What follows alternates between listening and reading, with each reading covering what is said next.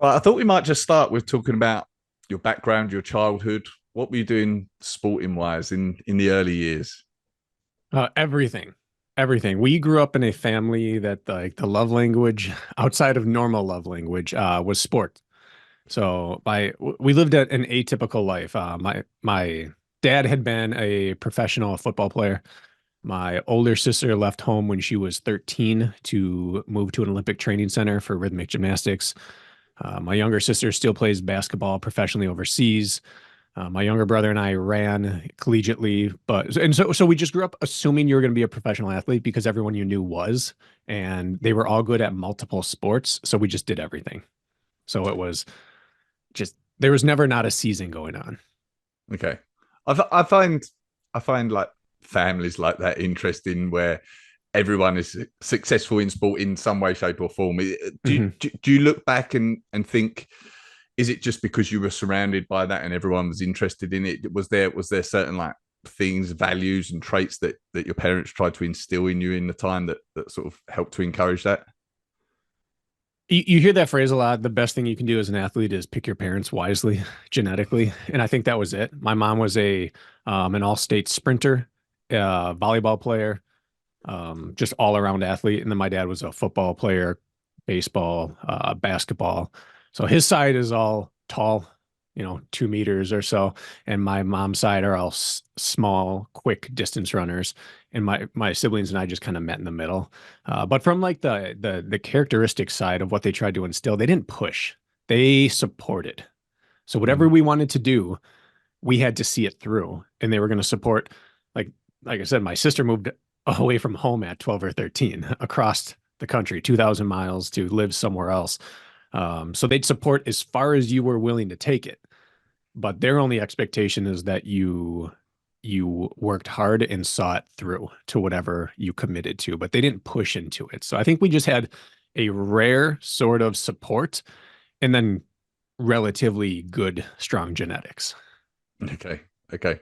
So running wise, obviously, like I really know you from the Running Public Mhm. podcast. So you're obviously a very strong runner. When did that start?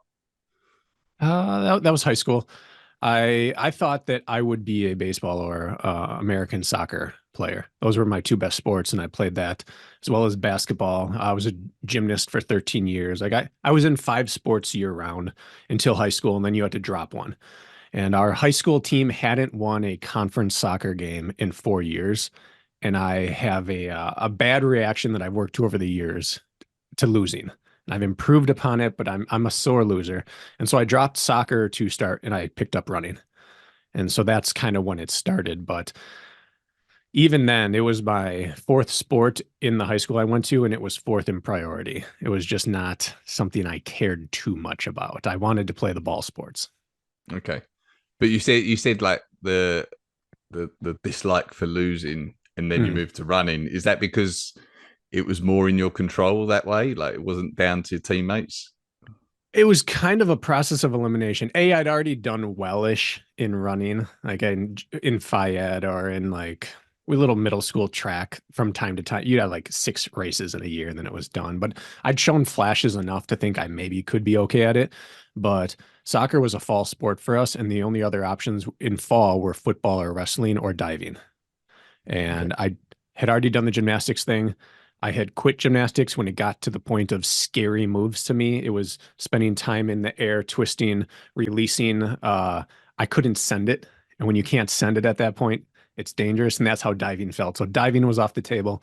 I was very small early on. I did not grow until later. So football is off the table and wrestling held no appeal to me. So cross country was the only other sport. Okay. But the concept of not doing a season was like heresy to me. I had to do something. So that's what was left.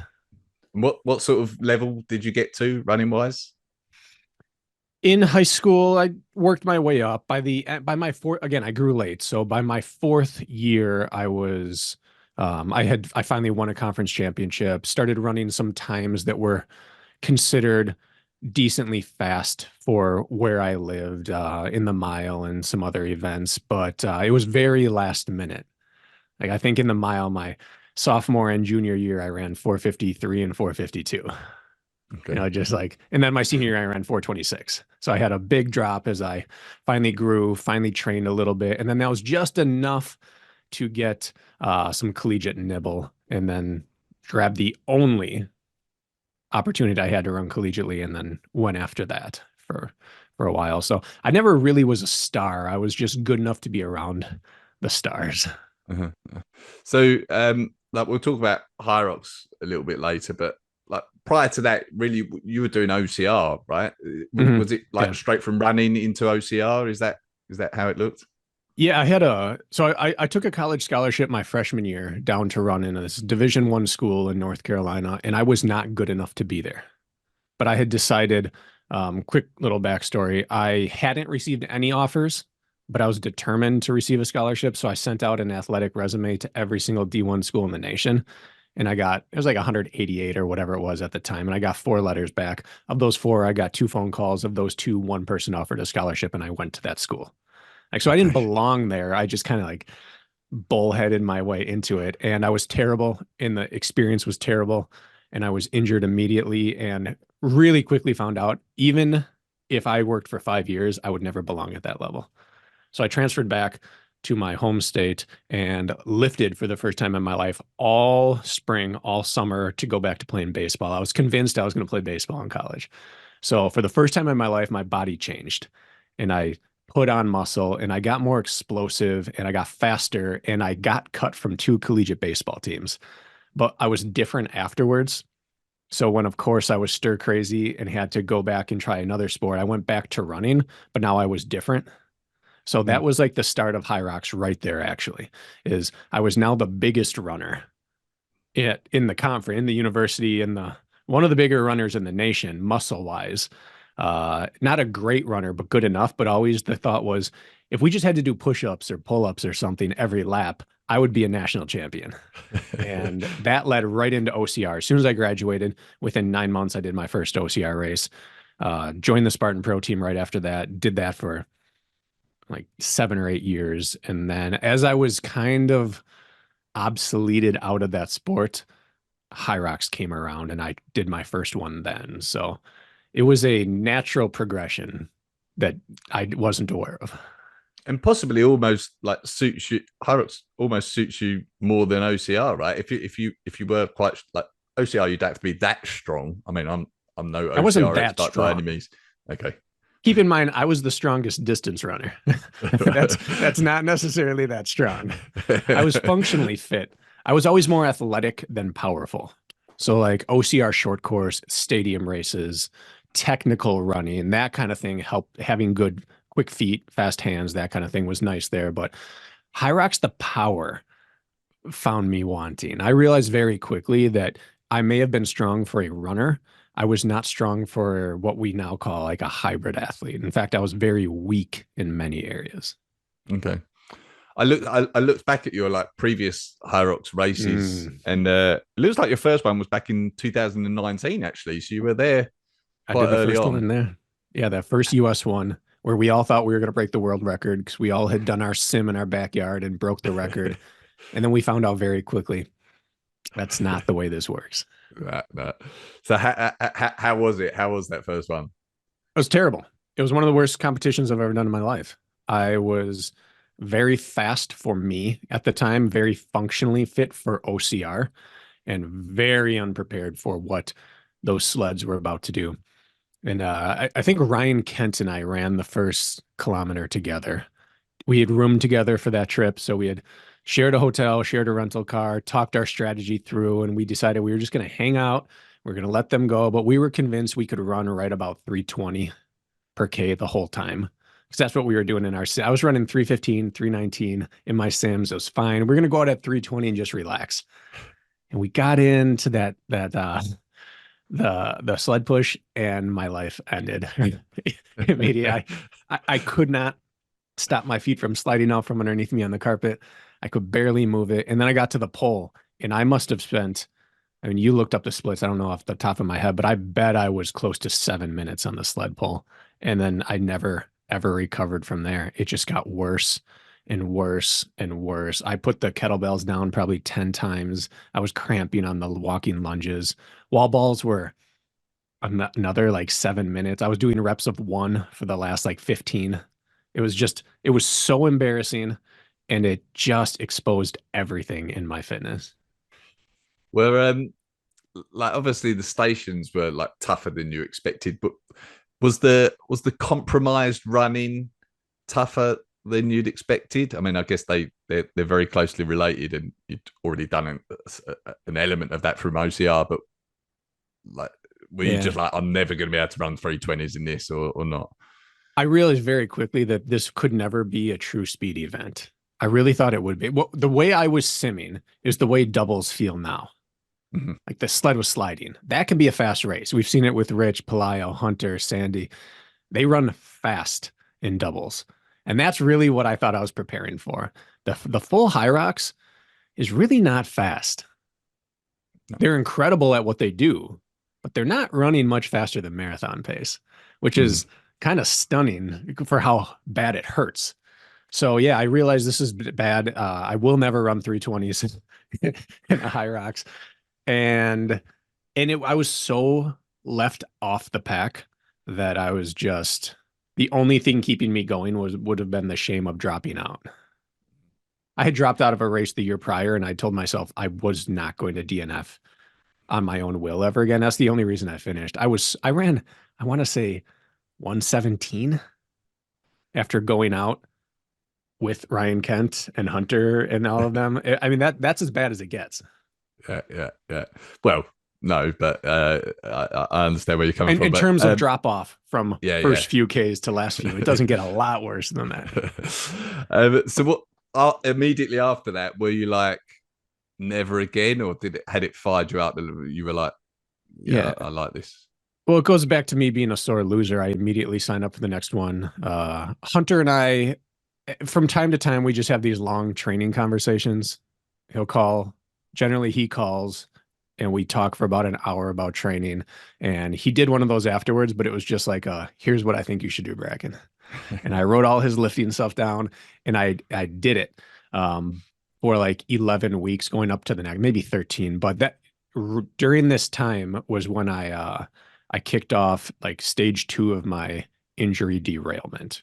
So since that first one, I've had knee surgery, left knee surgery, torn calf, right knee surgery, hernia, quadricep tendinopathy, and an MCL strain. And it just like it was something. I had the torn meniscus the whole time, but it wasn't until I started lifting hard and doing sled work and Hyrox stuff that I couldn't manage it anymore. So I never got anywhere close to depth on anything in OCR because you didn't have to, so I could manage it. And so right after I got to that second one and had knee surgery a week later. So by the time I did this, I did 11 weeks of prep for it, but it was almost all lifting. I could only run like twice a week. I could only run a straight line turning. I couldn't. So it was. I did that second one, and I think I cut 7 minutes off just from not cramping and from doing 11 weeks of lifting. But I was already like my running was inaccessible already. So, sorry, you're not saying like. Are you saying that you feel like all the station work and everything that you were doing was leading to injuries? No, I had injuries I was dealing with that I could handle in the sport of OCR because I Right. never had to get my knee further than like what, like Right. 15%. And as soon as I had to go down, then the tear started catching and locking, and then it started shearing. So no, it Yeah. didn't cause injury. Long if I'd started this earlier, I may have prevented injuries. But Yeah. once they were already there, they exacerbated things that I was just keeping under wraps. Okay. So it like exposed it more, I guess. The 100%. Like Yeah. you can't squat, deadlift, do sled work, walking lunge if you're extremely hobbled or unstable. And Mhm. I very much was. I didn't realize how bad it had gotten. Um, but over time, when you have been reasonably fit, I see you've done a 51-17 with Rich Ryan in the Mhm. men's doubles, and 110 in the men's pro is where you're at right now. Well, that 110 was that one. That was 11 weeks after Right. that 117. I hadn't, so again, like excuses for days we could make, but just purely off injuries, I haven't made it to the start line of a pro ever since. So And that was yeah, in Jan 2020, so quite a while ago now.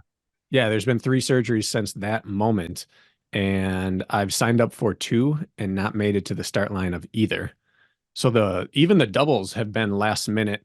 Someone needed a partner, and I'm just fit enough to say yes. So I haven't completed a Hyrox training block since, which is one of the most frustrating.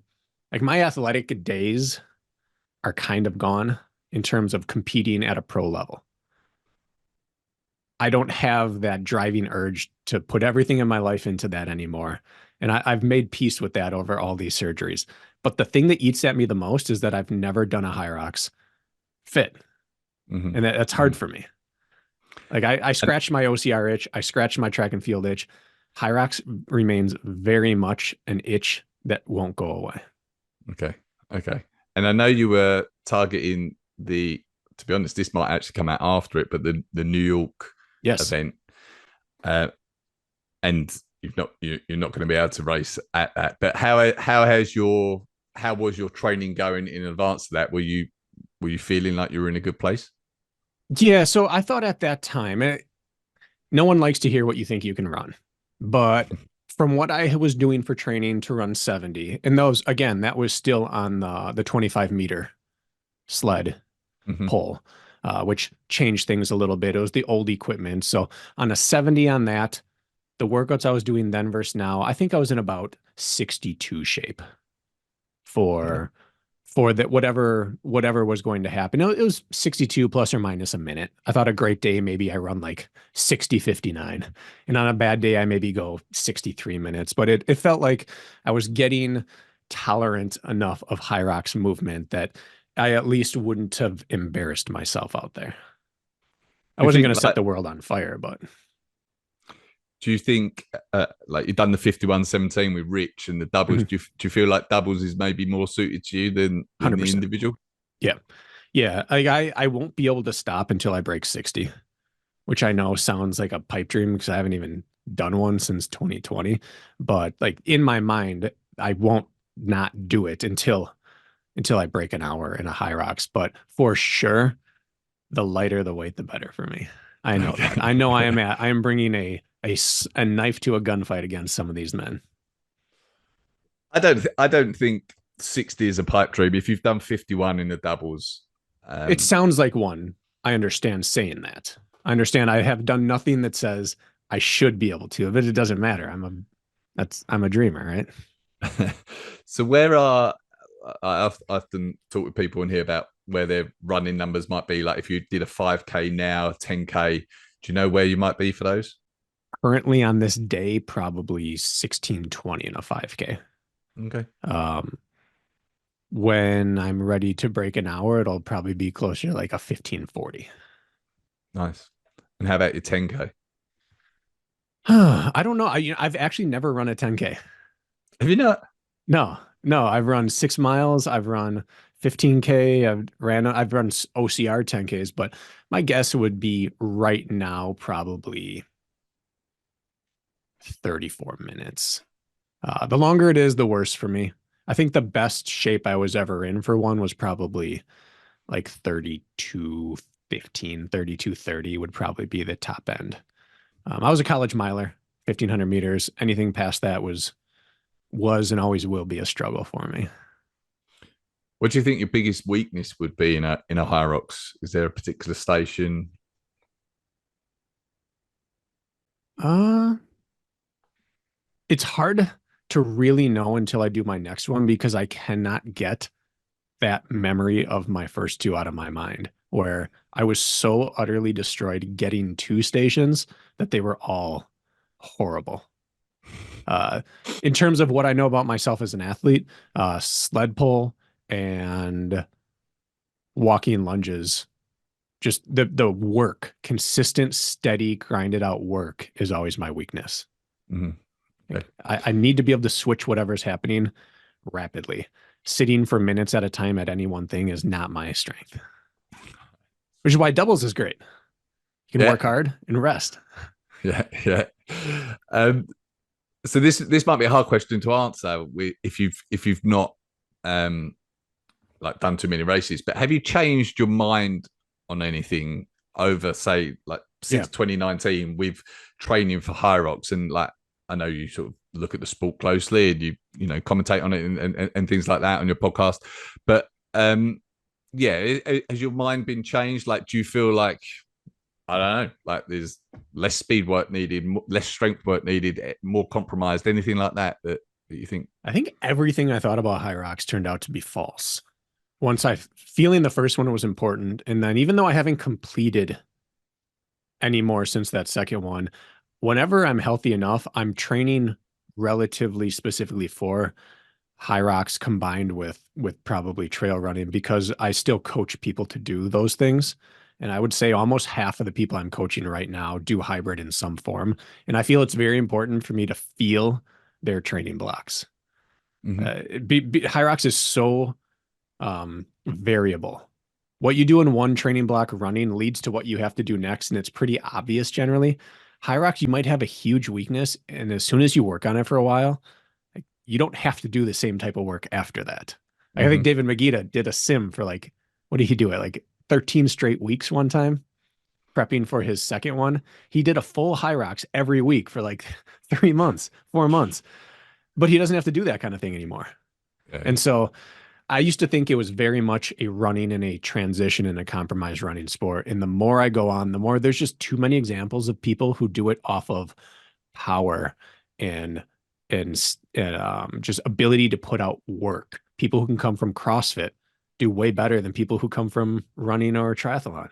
And there's too many examples of people training for it multiple different ways for me to think that what I thought about it early on was correct, which is run a ton, run fast, transition enough, and you'll be fine. Lift a little bit. Like that was clearly wrong. yeah. So what? This is maybe a too broad a question, but like, what do you think now? If someone does think that, what would you say to them?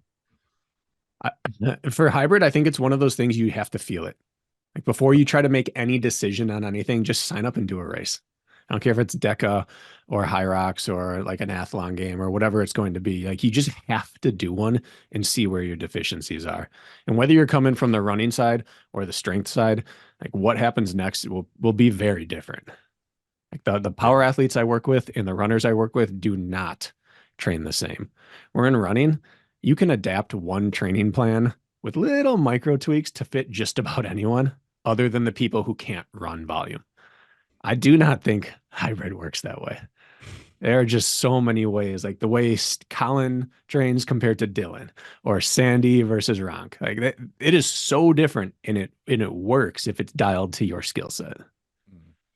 I was going to ask actually about your thoughts around compromised running, Mm-hmm. and um, it's kind of like a follow on really, but I survey a lot of the elite 15 athletes and ask them their best 5K, 10K times and things like that, and but then you compare those times to what they're running in a race, and there's a lot of variability in their 5K, 10K times, but sometimes like the slower runner might be a quicker runner during a high rocks. Mm-hmm. And I'm kind of like, I'm like, well, what's your opinion on compromise running? Is it that those people are just stronger? Is it like a mental thing? Is it like moving blood around the body or something like that? Do you have an opinion on why someone might be better compromised than their running numbers show? I think part of it is a skill set. Some people are like any other skill set. Some people are just naturally better at that. Like the shunting of the blood is real. Some people do it better than others. I'm one of those people that I get a very big pump when I do anything. Like my Mm-hmm. race photos make me look 10 pounds larger than I am. But at the same time, the blood doesn't leave the area very well either. And so like heavy arms when I run is a real thing during OCR, and it's not for some people next to me. So I think there is a genetic component to that, but I believe compromise running is most important up front. And I'm as big on compromise running as anyone, I believe. But I think that up front you have to put a lot of work into that. But your body can be taught to do that well. And then it becomes more of a battle of how do we arrive to the runs less compromised? How do we tolerate the stations or the obstacles or the big climbs, whatever it is that's trashing your legs? How do we get better at tolerating the compromising factor so that we just have our running waiting for us. So I think it's like a spectrum, and it shifts, it slides along as your career goes, that you have to practice it. But early on, it's front loaded, and later on, it can be used more as a skill component or a sharpening as you get closer to a race. I think the veteran athletes can train in isolation for a long time and then just pair it as they get closer to race day. Yeah, yeah. I think I've started to notice it more over. Like I think when I first came into the sport, a lot of people were just thinking it's just leg strength and Right. getting used to coming out the sled push and then running. But there is certainly more elements to it now. I think that's becoming clear, and even for some very good runners, just coming out of the ski are struggling to run after that. And there's certainly more factors than just like getting used to sled pushing lunges, for example, to improve your compromised running. Yeah, there's that form that great runners have where it's effortless and it's crisp and it's clean. But if they ever have to stray from that, they are just a shell of themselves. And then they have to develop that same crisp cleanness coming out of a run.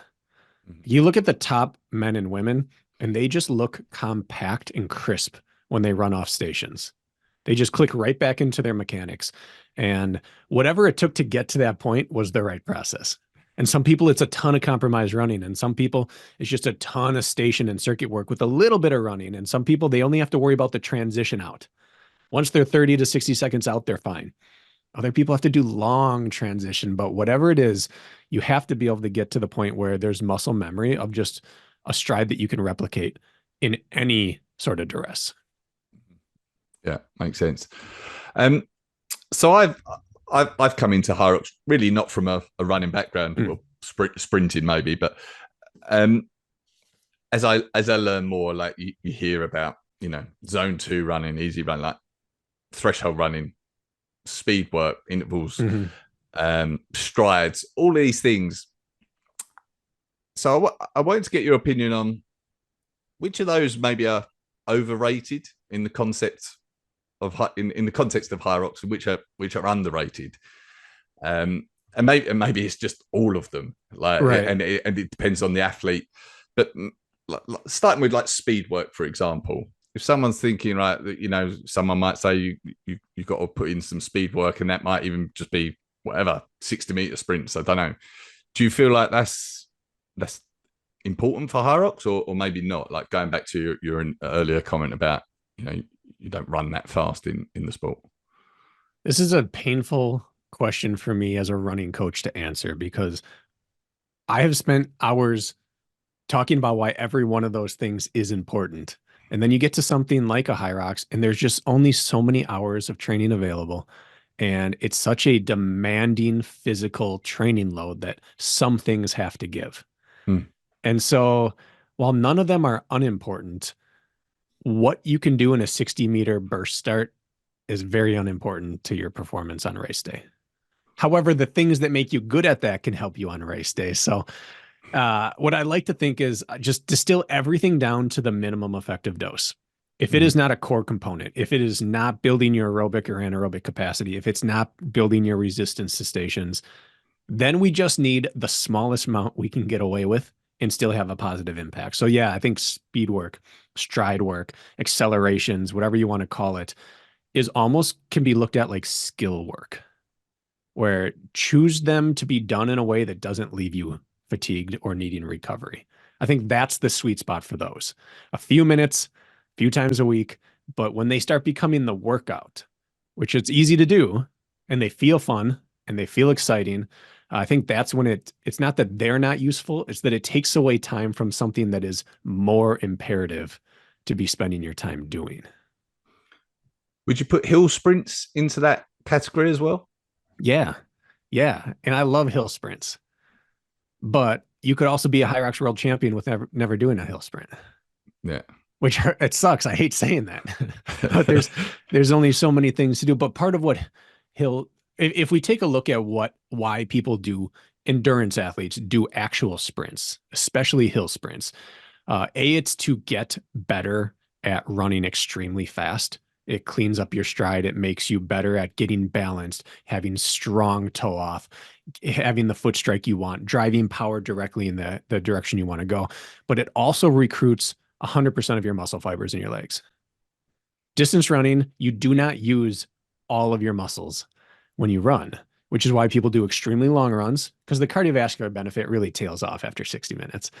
But the reason they do really long work is to recruit more muscle fiber. And the reason they do really short, fast work is to recruit more of it. So you have a better, well-rounded musculature that's functional. That's a huge component of that. And so while the technique and the crispness of your running is all impacted by speed work, great. Yeah, we still need that as Hyrox athletes. The full recruitment isn't. You're recruiting full in many of the stations you're doing in your strength work. We're doing so many things that runners don't typically do that I don't think that side of the equation matters by doing hill sprints. So we can take half of that, which is why I say minimum effective dose. Only the skill side. We don't need to worry about the fitness side of doing those sides of things, if that makes sense. Yeah. What about the other end of the spectrum, like easy running, zone 2 running, whatever you want to call it? Do you feel like that's, let's say maybe we're comparing this to training for a 10K? Do you feel like it's more important, less important, as important? Again, this is one of those things that I have changed my view slightly on like every year since Hyrox came about. But I think Hyrox is more akin to multi-sport, whether it's triathlon. I kind of consider CrossFit multi-sport, but things like that where I believe it's more important to get the skill and the demand work of your quality sessions in and fill in your engine work with however you can. So would it be best if everyone could run 7 days a week, double every single day, run big volume? Yes. But if you can get 3 great runs in a week and also 6 more hours of erg work or cycling work, I think it's been proven in cycling, in triathlon, in CrossFit, and in Hyrox that you can win world titles off that. The engine matters more than how you built the engine, as long as the individual big movers of your week are done in the modality you're going to use on race day. So I think it's more important to have your big or important sessions set in stone and you don't vary from that. And you fill in the aerobic work, the zone 2 work, you want to call it, however you can do it in order to get your hours of training in. Because whether you're a novice or a pro, you have to train a lot for Hyrox. And if you're trying to run 5 to 7 days a week, you might not be able to get 15 hours of training in. But if you run 3 days a week, you might be able to get 15 hours of training in because of recovery. And then over time, let running trickle back into it. And suddenly by the end, you are a 100K a week runner without having to sacrifice your training hours all the way along. Makes sense. So then I want to ask you about like threshold running. Yes. And I should say that I've done your, was it night school? The night school, the running public night school, yeah, on which was a fantastic course on threshold running. So can you give us a little bit of background to that? Maybe talk about like Ingebrigtsen, and then like I think threshold running is a big part of your training at the moment, isn't it? Yeah. Would you say? Yeah. So threshold is the buzzword that's just running rampant through the running world right now. But it's not magic, and there's nothing particularly special about it. What it is, it's like that meeting point between effective intensity and highest forms of recoverability. And all it really means is you're working at a rate. I mean, not all it means, but you're essentially boiling it down. You're working at a rate that gives you a good amount of return on your effort and costs you very little in terms of recovery. And so like the Ingebrigtsens, like the Norwegian training method, the people have made this famous. They can just double this 2 to 3 times per week their entire season. And so they're just stringing together hundreds of these workouts without risking overtraining or burnout or anything like that. So it's not the most effective workout for moving fitness, but it's the most sustainable form of actual intensity work for sustaining running fitness. And it's not new to this. Like cyclists are huge on sweet spot training, which is just maybe one notch removed from this, but they do huge amounts of work at it because they don't hit the ground and they can do huge amounts of work. But it's just a sustainable style of training. I think it pairs well with hybrid because roughly the poor man's definition is about an hour of race pace or a little under is your actual threshold for running. And that just pairs really nicely with not only is it a really effective training intensity that allows you to stay recovered, which is huge for Hyrox because then you can put more effort into lifting, into your ergs. You can spend more intensity minutes on the ergs if your running is being taken care of here, but it also happens to be race intensity for running. And that's nice that it's race pace or faster. So you get to do faster than race pace work because again, most people aren't running their threshold pace during Hyrox. So you get over speed training, so to speak, with under speed recovery. And then I mean, just to one point you made there was that like Ingebrigtsen, for example, is doing that year round. Mm-hmm. And I think like we're approaching the end of the Hyrox season as we talk here. And I think maybe some people think like, right, we then just go into everything's zone 2, everything's easy for a while before like ramping it back up as you get into the season. But that's not necessarily the case if you're taking this approach, right? You can do like threshold work year round without burning out because it's repeatable, like you say, yeah. Yeah, it's very safe. You could do it twice a week, every week, your entire life, and you're not going to risk systemic burnout. Now, because it's a threshold, because it's a spectrum, like when you're within 5 to 10% of your actual lactate threshold, you're getting a vast majority of the benefits. And so in an off season, you can back off a little bit. Instead of being at 100% of your threshold, you can be at 90% of your threshold and do your full workouts, or you can stay at 100% and do half your workouts. But since we're not building up in a huge periodized manner where we overload our training, overstimulate, and then have to back off to be ready for racing, now we need an off season. I mean, Hyrox still has a bit of that in there, maybe in different modalities, but you don't have this huge like vacuum suck after the season where you have to back away. You can keep pieces of this present all year round, and your off season is more enjoyable because you can have some semblance, even if they're mini quality days. But then you also get to just never get out of practice. You get so many extra reps in because you don't have to worry about burning out. And kind of like following on from that, and I know you've done an episode on this recently on the Running Public, so I won't like steal the whole episode, but you've talked about like they're doing this threshold work year round, and it's largely the same session that they're repeating.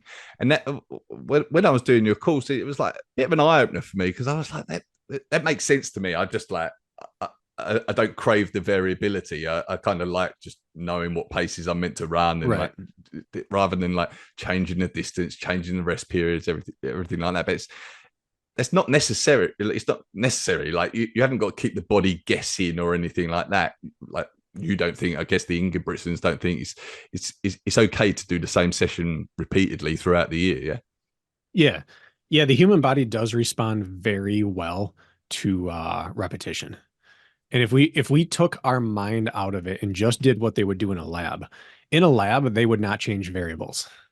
Certainly not multiple variables at a time. They would change one variable and they would repeat until they saw stagnation or until they saw a reduction in the effectiveness of the stimulus. And then they would change another variable, or they could rechange the current variable. And so if it wasn't a human being we were working with, we would never, ever program convoluted workouts or randomization or variation to things because it wouldn't be needed. But then you add the human element in and it's suddenly needed. And so, no, I'm not against variation. I don't personally need it. Some people need it in order to be able to get out the door each day and work. But it's more about, you don't even have to repeat the same workout as long as you repeat workouts that give you intel on what's happening with your fitness, which for me is repeating the same workouts and micro changing and modulating small little bits of either rest or duration or intensity. But yeah, we've been confused as a fitness culture to think that your body needs to be confused. It doesn't. It certainly doesn't. I always like to use the sunburn analogy to represent how the human body is wired to adapt to things. So if you go out in the sun, what happens is you burn and then you have to get out of the sun in order for you to rest and then get tan. Stress, it's recovery, and then there's adaptation. And if you wanted to get as tan as possible, you would use that stress recovery adaptation cycle by dosing it consistently. And you might have some bigger days of exposure in there. But what you wouldn't do is do crazy random exposure to sunlight so that you get as confuse your skin on when it's going to receive this sun exposure to trick it into getting more tan. And the way our body responds to sun exposure is the way it responds to disease, to bacteria, to viruses, to strength training, to endurance training. It's the same. We receive a stimulus, that's stress, we recover from it, and then we adapt to it. And if you're constantly changing what the stimulus is, then you're also constantly guessing at how much rest do you need to appropriately recover and then adapt. Because if you shortchange it, you shortchange it. And if you overshoot it, you've wasted training time. And so repeatability of workouts ensures that you get to know yourself really, really well on what is my recovery cost of this exercise. Yeah. Yeah. Um, Another question like I wanted to talk about is rest periods. So people often talk about whatever what intervals they're doing, 8 by 1,000 and this, that, and the other, but not so much focus says I'm doing 8 by 1,000 with 60 seconds rest or 90 seconds rest. And then, but then at the same time, sometimes there's talk in Hyrox of like, everything should be done with a float rather than complete rest because like you're not resting really during the race. What's your thoughts on that? Like, utilizing rest periods and with Hyrox in mind, would you agree that everything or a lot of stuff should be done with a float? Is it dependent on where you are in the season? Yeah. I really like the idea of standing still rest in order to eliminate variables for what's happening in a workout. If you want, again, in a lab, if you wanted to just see fitness progress, you would stand still, do the exact same posture, the same breathing rhythm, and the same temperature every single rest period of your entire life in order to maximize your on period. But Hyrox is not a clean sport. It is not clean. Even though it's a sterile, somewhat cookie cutter sport, you know what stations are coming next. There's so many crazy variables, and sleds hit differently some days, and humidity of the facility changes things. And so, yeah, I believe floats are extremely important. And that's where like that marriage of science-based training and logical training comes to meet. And so the way I like to use it personally, if I had my own way of doing it and nothing else mattered, off season, standing rest. As we get closer to season, floating rest. Pre-competition, compromised. That would be the progression through. Or if I was doing standalone workouts of just running, yeah, I think float rest and starting to raise up what the float basement floor is for how fast that is. I think that's a really good way of becoming a strong Hyrox runner. And you look at the best runners in the sport, not the best runners, but the best runners on course. They're all people that can handle running under duress really, really well. And I think that float style facilitates that type of improvement. I think you just touched on it, but is there a way of thinking about the float speed, or is it again just dependent on how close to a race you are at? Yeah.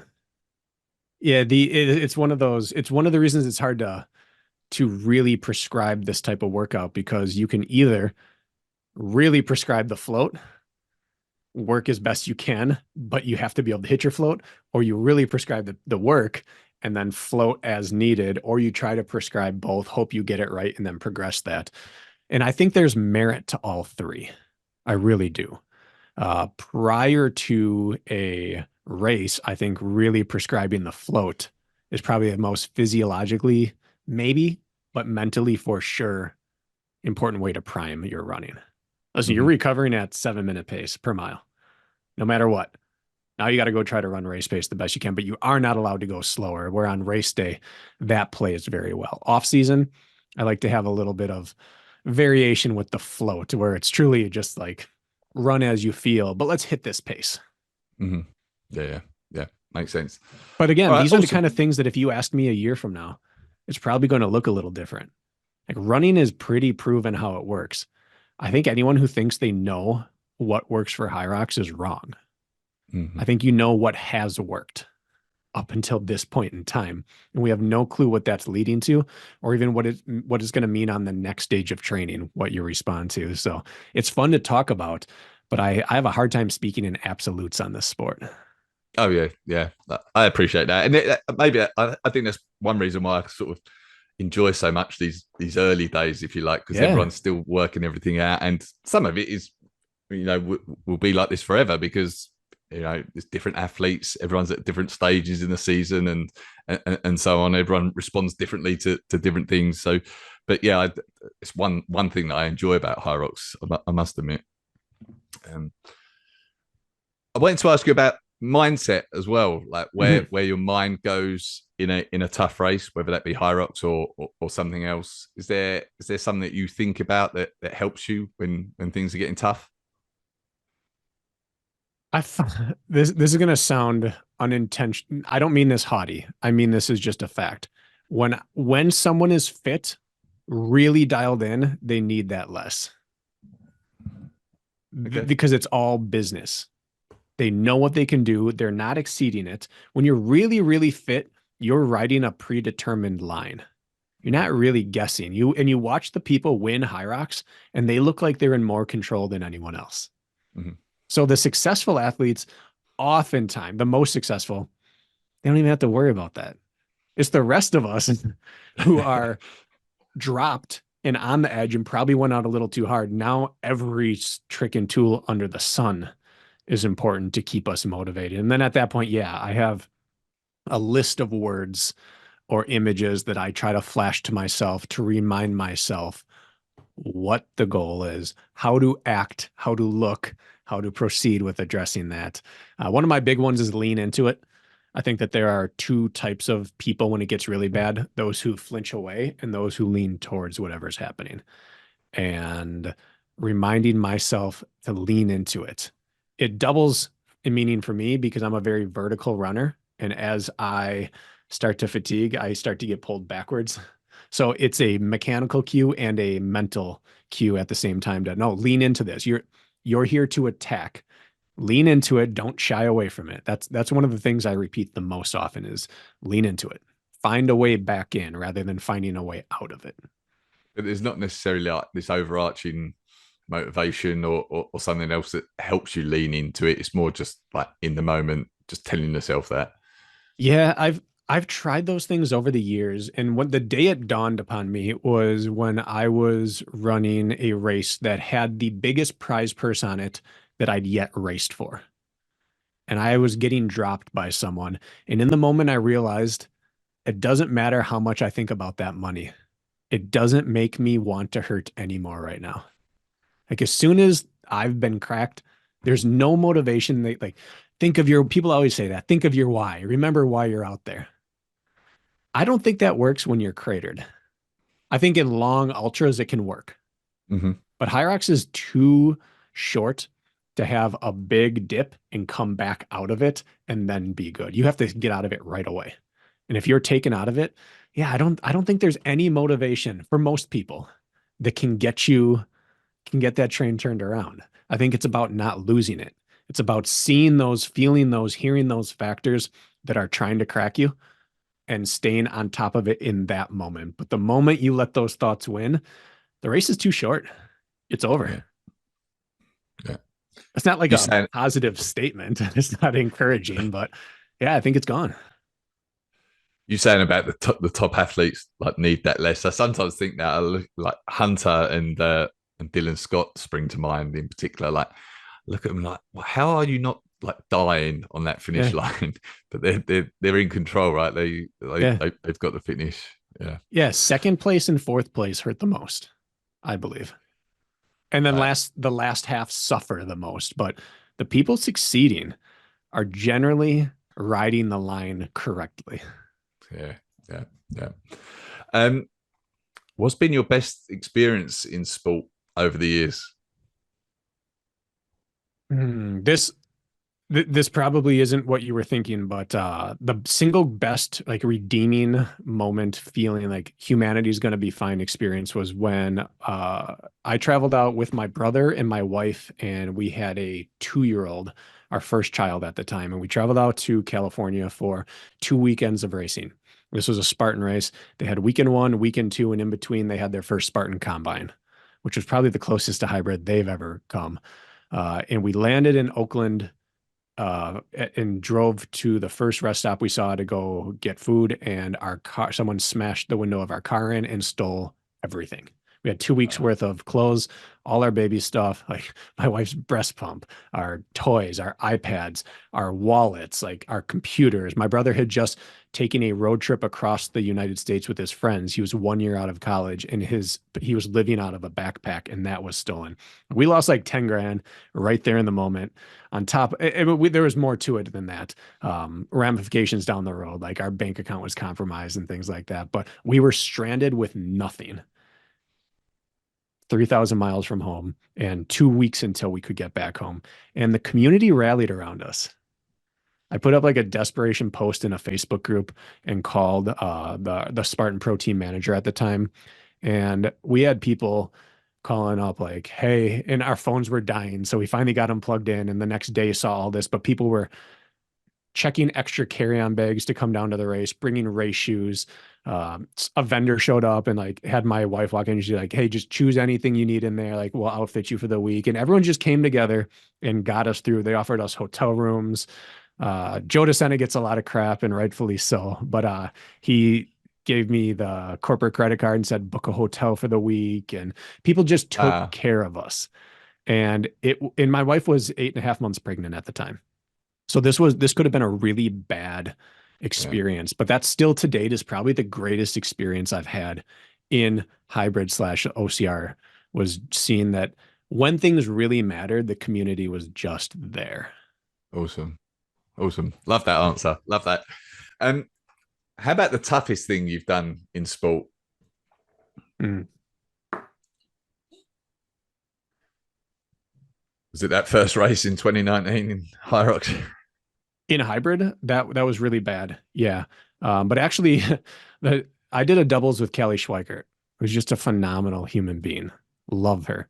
But I got COVID 10 days prior, and she had already booked her travel, her flights and everything. And I would have been cleared to be around people on race day. And Right. so I did that, and we went and raced. And it was like someone had reached in and taken out zone 3 and 4 out of my body. So I was like zone one, zone two, zone five. That was it. I cracked coming off the ski erg in a doubles. I had to lay down on the cement to try to cool my body and bring my breathing down while she was working on stations. I was just hanging on. You talk about what are your tips and tricks and mantras and stuff. I was using all of them to try to hang on her shoulder on the runs. And we're running like four flat, 405 for the kilometers. And she's carrying us because like COVID did such a number on my system at that point. I recovered fine after the fact, but I was so depleted cardiovascularly for that race. That was one of the most horrific physical experiences of my life. I like one of my toughest Hyrox races. I actually didn't test afterwards, but I think I probably had COVID after a race in Yeah. Manchester where we've done doubles, and it just hurt so much more than I'd expected it to. So yeah, I can feel your pain. Um, this has been great. Thank you for this. Mhm. Is there anything else I should have asked you? And then also, if people want to follow you, find out more about you, listen to your podcast, where should they go? Well, first of all, I want to give you a compliment. I really enjoy the overseas Hyrox coverage. You do Thank a you. fantastic job. I think that we have struggled both in OCR and Hyrox from the start to get good coverage on our sport, on the sport that we love and we want everyone else to love. Far too often, the product that ends up arriving to the public is just not that palatable, either because the coverage, the video is bad, or because the race is bad, or the commentators are horrible, whatever it is. We rarely have a package that checks the boxes, and you guys do a really nice job on the mic and with your production. So I want you to just know that you guys are doing a fantastic job. Thank you. I appreciate that. I'm a small part of a big team, and they put a lot into it. But thank you. Appreciate that. Yeah. So yeah, we have the Running Public podcast. It is a exactly what it says it is. It's a podcast about running. And we do talk a little bit of hybrid training and we talk a bit of OCR training, but it focuses on primarily the running side of it. We are, I think, going on year 5. Seems like we'd run out of topics, but running just keeps flowing out of our mouths. And then I co-host Race Brain with Rich Ryan and Jack Bauer, and that is just nonsense of OCR and hybrid for 90 minutes or 2 hours every week. So those are the two places to find us there. I'm very inactive on social media. It's just my name at Brakken Kraker, but it's just not a place designed for me. So I am few and far between on posting and on checking messages. So I mean, follow if you want, but you're not going to get a ton out of me. All right. But the podcasts are certainly worth listening to. I listen to both. They're great. And you've got a website, runningpublic.com, is it? TheRunningPublic.com. All right. Awesome. Right. All right. Well, thank you for this. Really appreciate it. It's been a great chat. And I will talk to you again soon. Fantastic. Thanks for having me.